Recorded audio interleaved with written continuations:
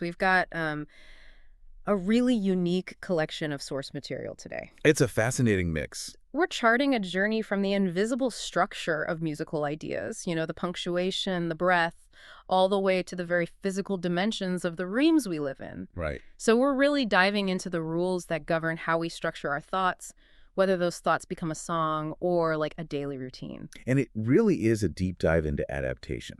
We're looking at this foundational human need for predictable structure, the Yeah. rhythmic patterns, the reliable layouts we all seek. And then what happens when those things change? Exactly. What happens when those constraints shift, especially when new technology, like AI, enters the creative process, or just when we physically move to a new place? We're threading together ideas that span, more than 20 years of observation, Yeah.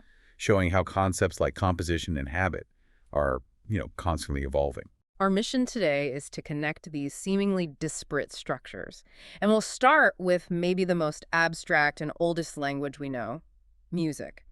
The source material defines it so beautifully as a language built fundamentally on breathing and punctuation.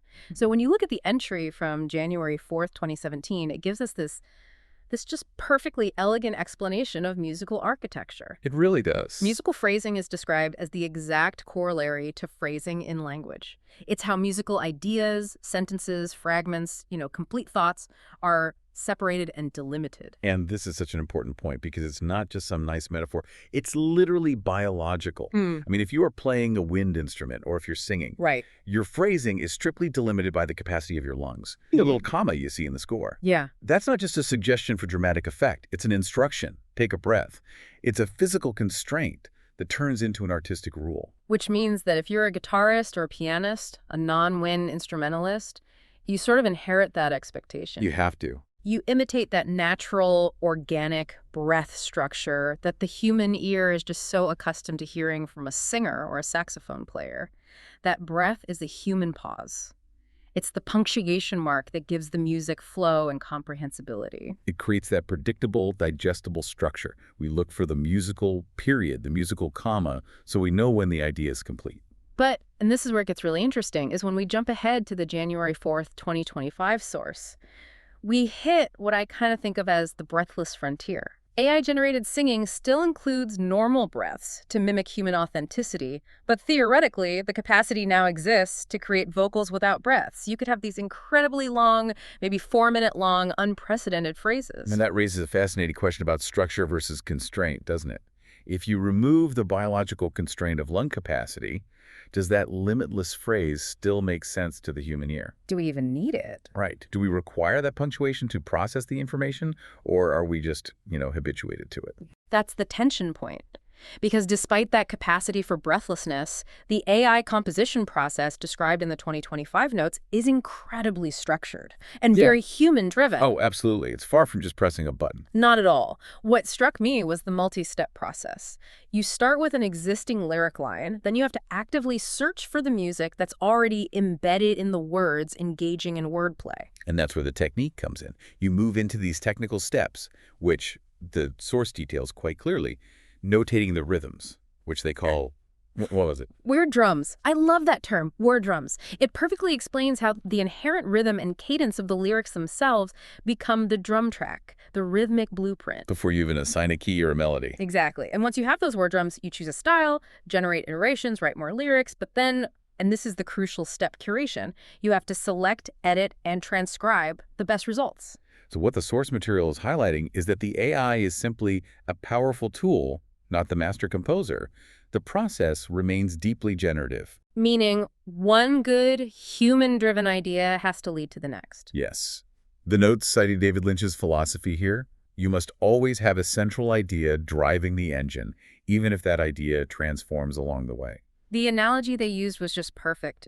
AI is a tool, like a serrated knife for slicing a tomato. It's just excellent for a specific job. Right. And this whole debate about AI agency, the one we often hear discussed by people like Yuval Harari, is seen as, well, overblown here. It's a highly skilled tool, and the skill of the user completely dictates the quality of the result. But let me offer a challenge here.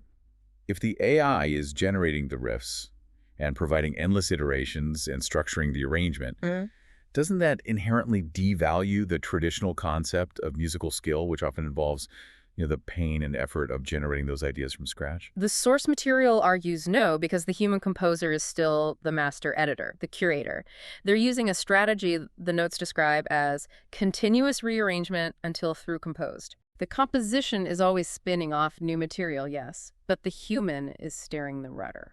And this leads to what the notes define as composition by admixture. This is where we see the connection to some larger scientific ideas. Right. It's the strategy of reusing an existing proven system, Wow. a good riff, a good section of improvisation, and applying it to a new purpose or a new song structure. Like natural selection. Exactly. The source even notes that this mimics Richard Dawkins' observation about natural selection. You take a foundational piece of DNA, a strong starting point, and apply it to an evolving organism. The composer was working on an album called Riffs, a play on musical riffs where improvisations were spun off into entirely new material. And there was a specific example, wasn't there? Yeah, they cite the heavy rock song, The Dark Segment, as a concrete example of this blending of old and new. It's just structured adaptation in action. And that concept, structured adaptation, that's the core idea we need to carry with us as we pivot to our second major focus: how physical spaces force us to adapt. How the architecture of our environment creates the architecture of our daily lives. This takes us directly to the January 4th, 2022 entry, which introduces this guiding principle. Let's call it Dynaxiom 2666. And it states, the spaces we inhabit create the habits of our lives. This isn't just common sense. It's arguing that the environment is an active dictator of our routines, not just some passive backdrop. And the personal anecdotes they give are so relatable. I mean, think about topography. The hills. The hills. If you're used to living in a convenient, flat neighborhood where grabbing milk is a short, easy walk, and then you move to a very hilly area, your habits change immediately. Right. Going to the store becomes a significant energy commitment. It's a whole trek. You suddenly start batching your errands, or maybe you just rely more on delivery. You adapt because the physical reality demands it. And the layout of a single room is just as powerful. The source mentions living in a small studio apartment where the guitar case was right next to the bed. I can just picture it. And because that instrument was inescapable, it physically fostered the habit of writing songs every single morning before getting up. The routine was literally engineered by that small spatial constraint. I think everyone can relate to that. That one physical barrier is all it takes to break a good habit.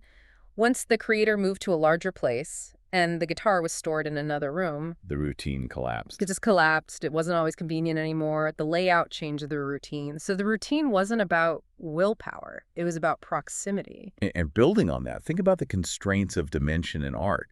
If an artist has a small studio, they're limited to small canvases or panels.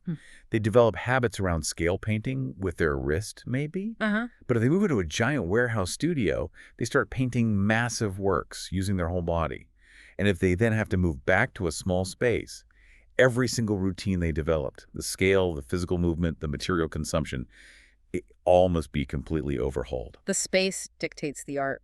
Complete. And we see that so beautifully illustrated in the external annotations.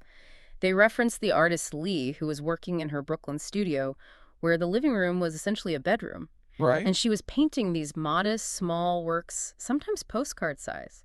She describes looking at her art as peeking through a keyhole. And the irony is that scale often mirrors the digital screen we consume art on an iPad or a phone. It's confined. But that older entry from December 15th, 2002, that gives us the perfect counterpoint to that forced intimacy. Yes, that detail about someone seeing a tiny 4x6 print of a huge textural Jackson Pollock painting. A massive, expansive cultural statement reduced to a gallery postcard. It was likened to trying to put a Chuck Close portrait on a postage stamp. It just highlights the deeply felt contradiction when a grand, expansive creative idea is forced into a physically constrained box. And you, the listener, you feel this whenever your desire to create something big, a detailed plan, a huge project, is hampered by the tiny desk, or the bad lighting, or the limited counter space you have to work with. The dimension changes the scope of the ambition. And if we broaden our view again, the source reminds us that the structural influence extends to entire communities. All towns. Entire towns develop habits based on how the place is laid out, where the main street is, where the meeting places are, the travel routes. And that's why, if a town is hit by a disaster, like a tornado, and the structures are replaced or relocated, the people have to adapt their foundational day-to-day routines. This just underscores the core insight. Routines are essential for stability. People fundamentally crave predictable patterns and solidity in life. And that intense human need for solidity and routine that provides the perfect contrast for our next topic, the constant flow and pressure in the digital realm. Absolutely.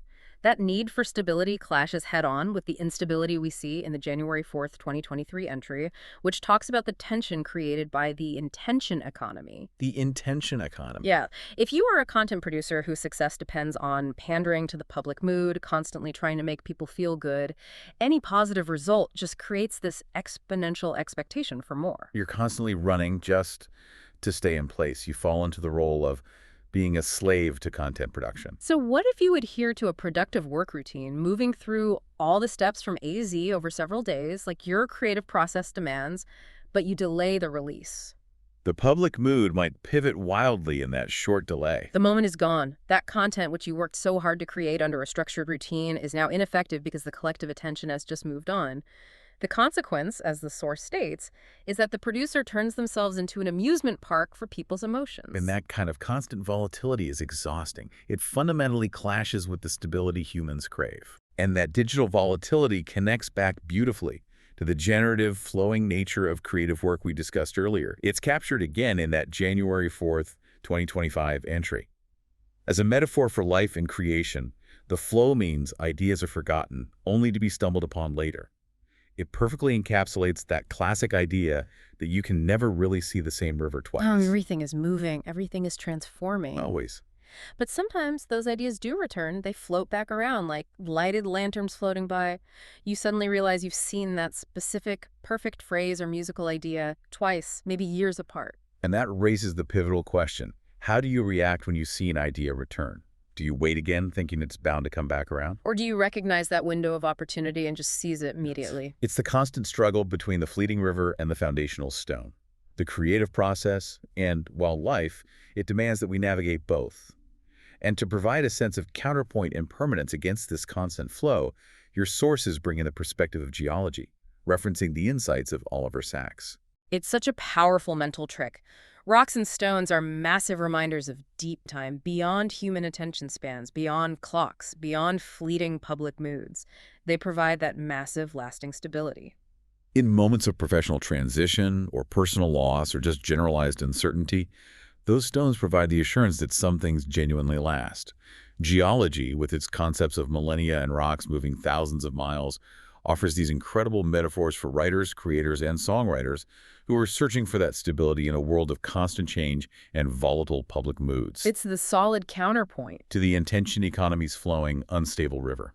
So we've covered two sweeping movements in this deep dive. First, the elegant structure of music, how phrasing and breath define sentences, and how AI is now both honoring and manipulating that structure, driving a process of composition by admixture that reuses ideas. And second, we examine the invisible architecture of our lives, how our spaces, our dimensions, and topography silently dictate our routines and habits, changing our ambitions, breaking our routines, and forming the very bedrock for community stability.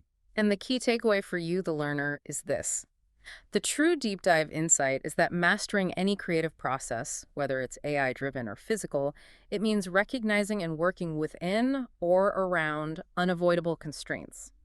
Knowledge of these underlying structures, whether musical systems or environmental pressures, allows for truly conscious adaptation and mastery. We've discussed the fleeting nature of the river and the permanence of the stone. So here is a final thought for you to carry forward. We know that our physical spaces create our habits. In your current home or workspace, what specific habit, whether it's related to productivity, health, or creative output, have you developed simply because of the guitar being next to the bed or the hill being too steep? And what will you choose to do about that routine now that you're aware of its spatial source?